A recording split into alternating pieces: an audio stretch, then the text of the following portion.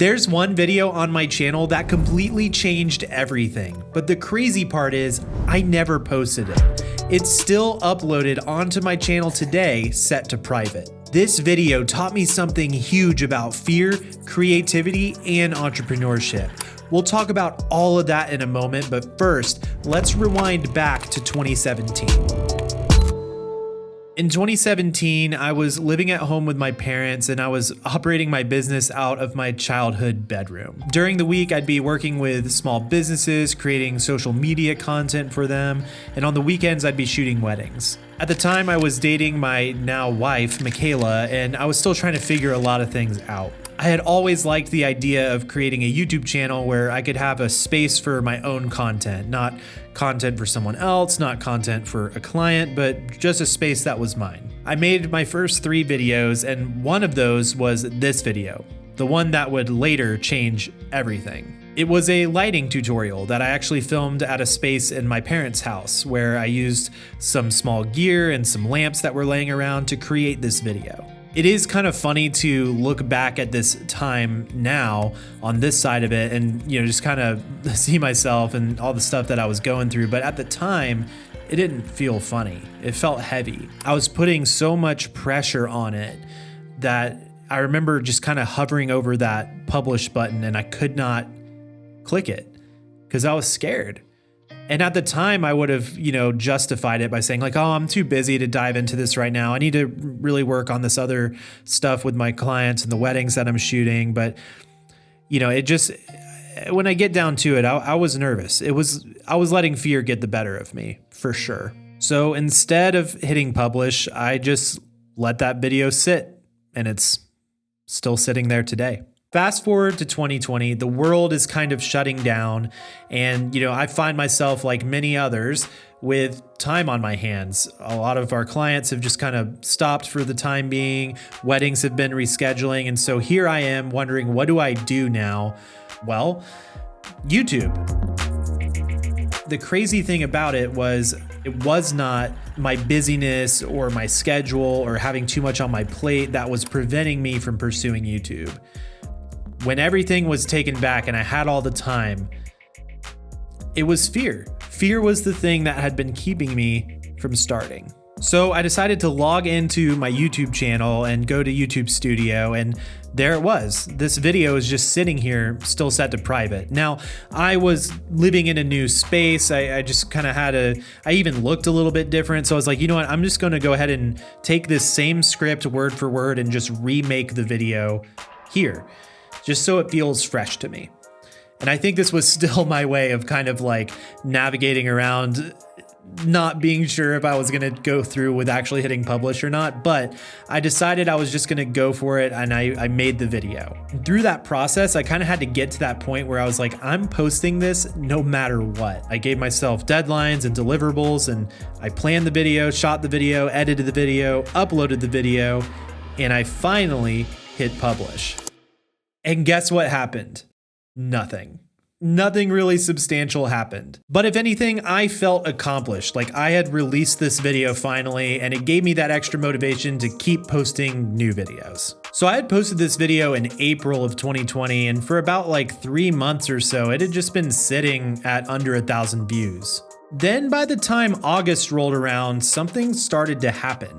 This video just, for some reason, it started to gain some traction and the views started coming in, and all of a sudden I was able to monetize and I hit 20,000 subscribers and this video was starting to blow up. It actually started to get kind of out of hand. The video got so popular, it now has over 4 million views. And let me remind you, this was the second video I ever posted on my channel. That whole process made me realize something huge.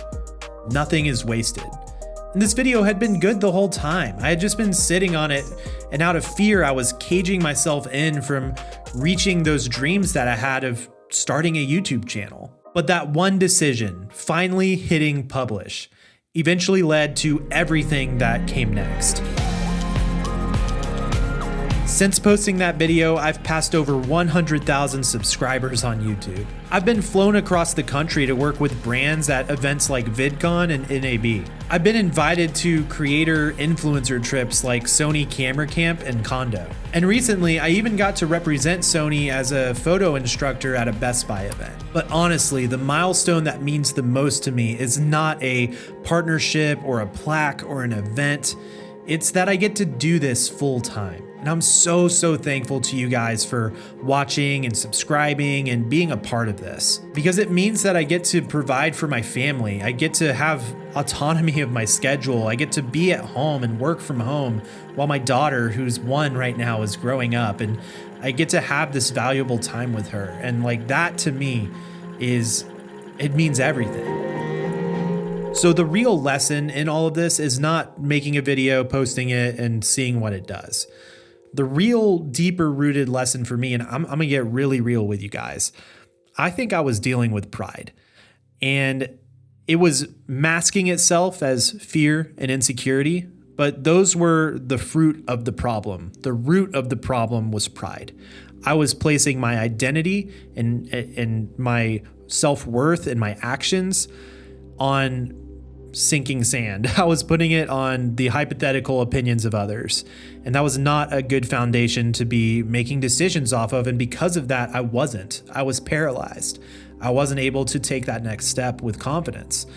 And so let that just, I say that to hopefully be an encouragement and maybe just a way for you to kind of like, let me check that out in myself. Let me see if that's where I'm at. Because a lot of times insecurity is just another side of the same coin of pride.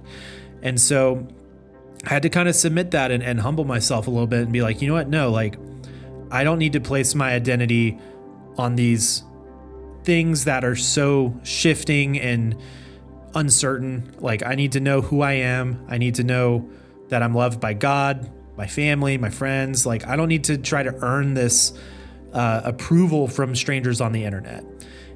And once I got to that place, like that is what allowed me to actually step forward. That's what allowed me to actually move. So my advice and my encouragement to you, if you've got that big idea and you are kind of waiting to post that video, stop waiting, go for it today.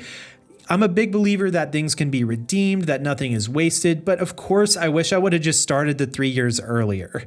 And so, yeah, don't sit on it. This week, go for it. And to help you out, I just want to give you a couple of quick power tips.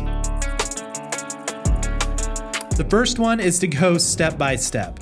It can be really daunting and overwhelming to approach creating a video because a lot of times as fans of creators, we watch the content, we consume the content, and we're like, wow, that was amazing. I want to do something like that. And then we go to do it and we're like, where do I even start? How do I even do this? I've never used a camera before, right? Like it can be very overwhelming. And so what I like to do is just kind of break it down like a task list of sorts where you go step by step. And there's a lot of different ways to break that up. If you want some help in kind of navigating those step-by-step processes, I actually have a creator starter pack that I've put together where it breaks down a ton of great information. It will help you with your titles and thumbnails and scripts and just story structures and all sorts of things. And so if you want to dive into that and just have like a good resource to help you out, I'll link that in the description below. So go step by step. And then another one is to listen to the right voices. Kind of know who's who in your world. Have certain people that you really trust to go to for feedback and constructive criticism. And then have other people that you go to when you just need to be encouraged and uplifted. Because if you go to the people who are always just going to encourage you and uplift you, and you actually want constructive criticism, they're probably not going to give it to you.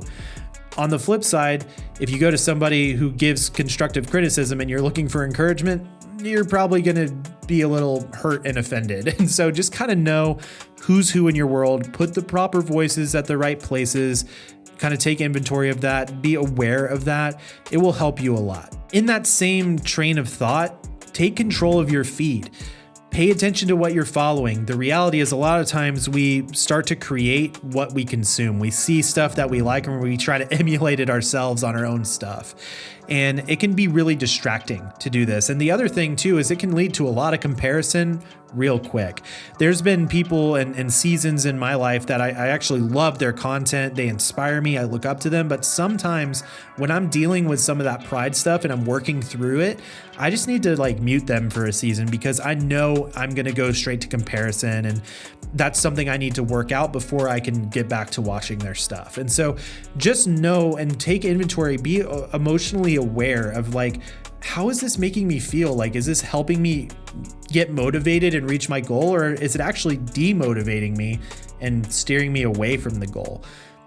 Both can be happening, even from great creators and great content. It just can be depending on where you're at. So take that inventory, take control of your feed. If it is a priority for you to become a creator, to be a YouTuber, to go all in, you're going to have to prioritize it over other things. You're going to have to probably prioritize it over Netflix, prioritize it over just hanging out and doing stuff. There's going to be probably some later nights. There's going to be some times where it's going to take some sacrifice, especially in the earlier season where you're building it. Now, I'm not at all a proponent of hustle culture. I'm not encouraging you to burn out.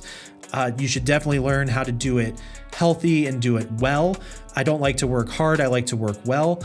And again, if you want some help with that, I have the Creator Starter Pack, and there's a lot of tools and resources designed to help give you a system that will help you navigate this stuff. And the last one is just a reminder that there's people out there that need the content you will create. They need the message you're going to share. They need the community that you're going to build. They're going to understand it the way that you present it. They're going to connect with it just because it's you. And I think that's a really underrated thing in the content creator education space. We can all try to talk about the new trending tactic or what's working with AI or what's working with this. But at the end of the day, like, there's something unique about you, the way that you perceive the world, the way that you approach content, the way that you approach storytelling or teaching or entertainment. And there's people out there that will connect with it. There's certainly people out there that won't, and that's okay. You're going to lean into you, and you're going to lean into the message you have to share. And the right people are going to be able to find it over time. So if you're interested in actually seeing this video that I've been talking about this whole time, I've actually linked it right here. And if you want to check out that Creator Starter Pack, I've linked it right here as well as in the description below. Thanks so much for watching, and as always, stay creative. Peace.